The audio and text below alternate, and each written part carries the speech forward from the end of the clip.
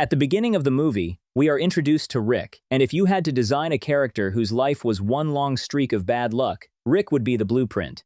We meet him sprinting down the street, chasing a school bus that has no intention of stopping for him, and yet somehow, he catches it. He pounds on the door. The driver lets him on. For 1 second, it feels like this is Rick's day. It is not.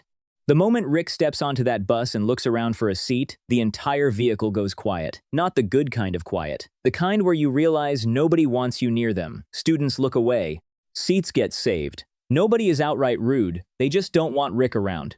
With nowhere else to go, Rick drops into the seat next to the only person who tolerates him, his friend Trey. And Trey is honest with you, to the point where you wish he wasn't. The moment Rick starts stealing glances at a girl sitting a few rows ahead, Trey shuts it down immediately. Her name is Jill. Rick is absolutely gone for her. He can't stop staring. Trey looks him dead in the eye and says what everyone else is thinking. Someone like Jill would never go for someone like Rick. Brutal. True. Rick ignores it because that's what Rick does. The class field trip takes everyone to an animal research center, and this is where things go spectacularly wrong. Rick approaches Jill with what he thinks is a smooth opener. He's a gifted photographer and wants to take stunning shots of her at the facility. One problem: photography is strictly banned. Signs everywhere. Rick ignores them. He spots a rare bird near Jill, the perfect shot. He raises the camera. The flash goes off.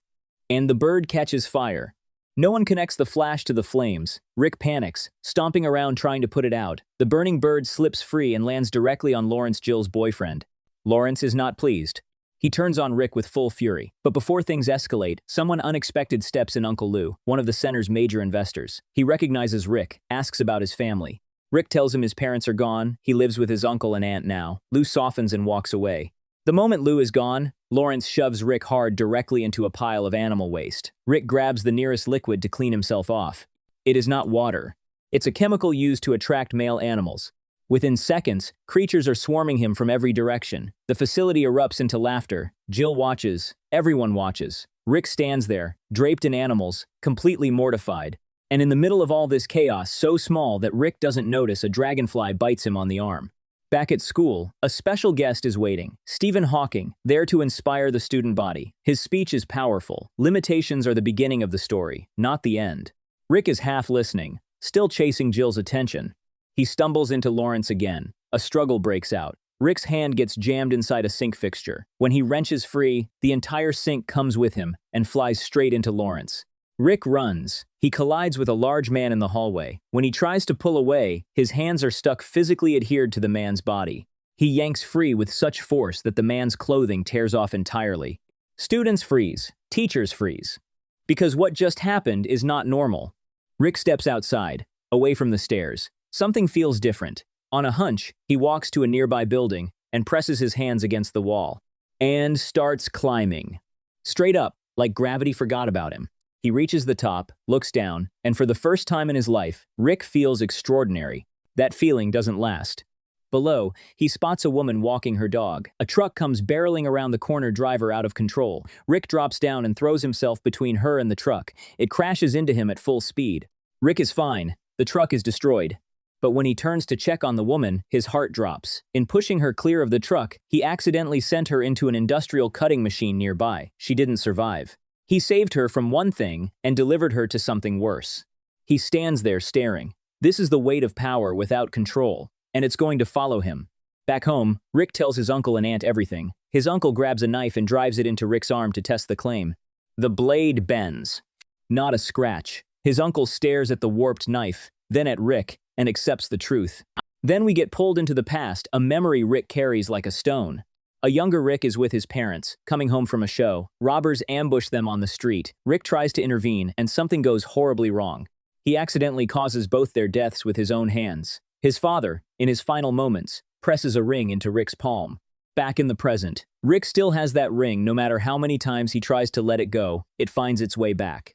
Then Jill shows up at the door. She tells Rick she's unhappy with Lawrence, that she has feelings for him. Rick can barely breathe, let alone respond.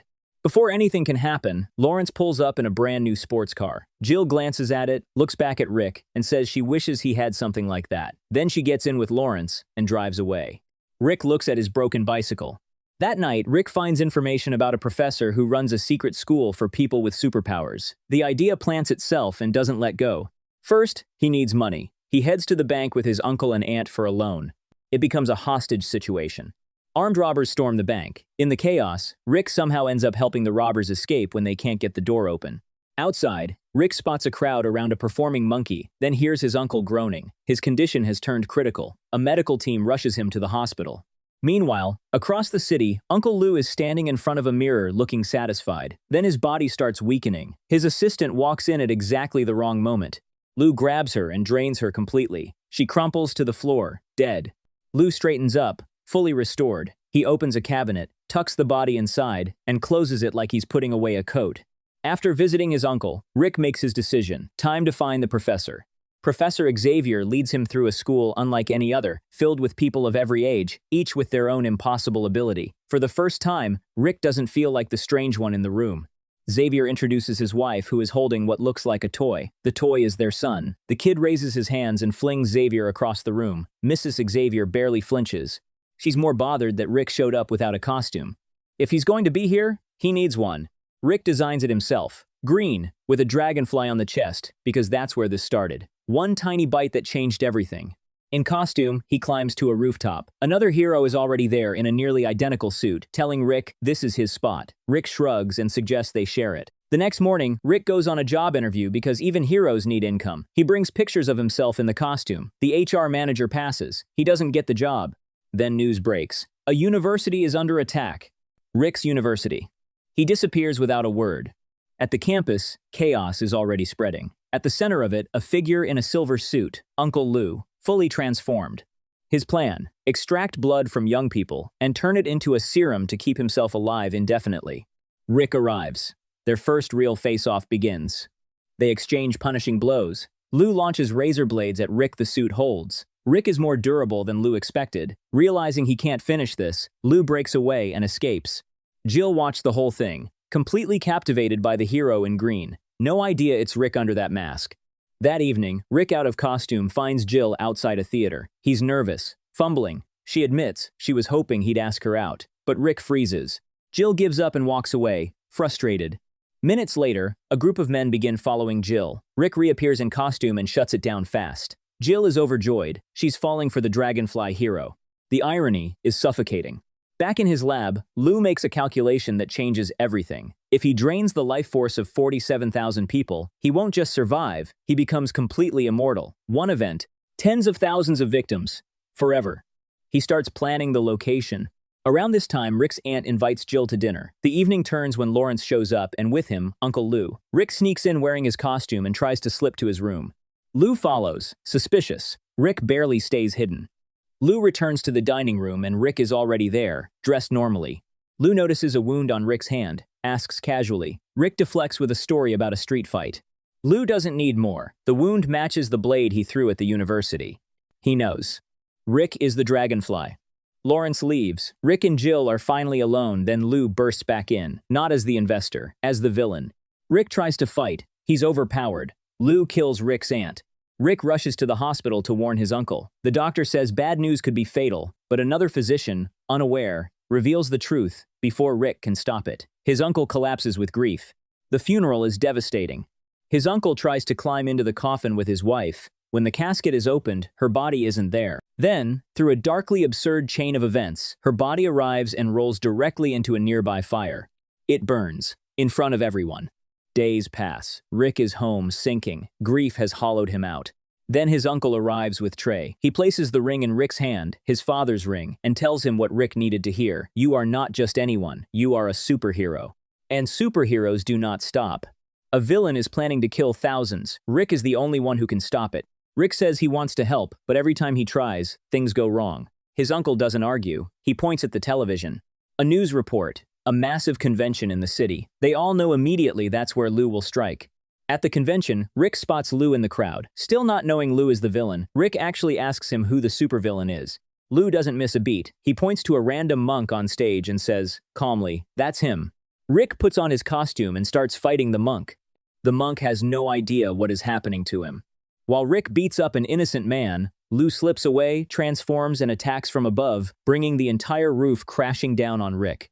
Rick survives, tries to lift it, but it crashes back and pins him. Lou begins raining blades from above. Then Jill does something no one expected. She steps forward and takes the hit. Several blades meant for Rick find her instead. She falls. She did it for the Dragonfly. She didn't know she was doing it for Rick. Rick tears free. He carries Jill to the rooftop, where Lou's machine is already running, draining thousands of people below, the immortality countdown ticking in real time.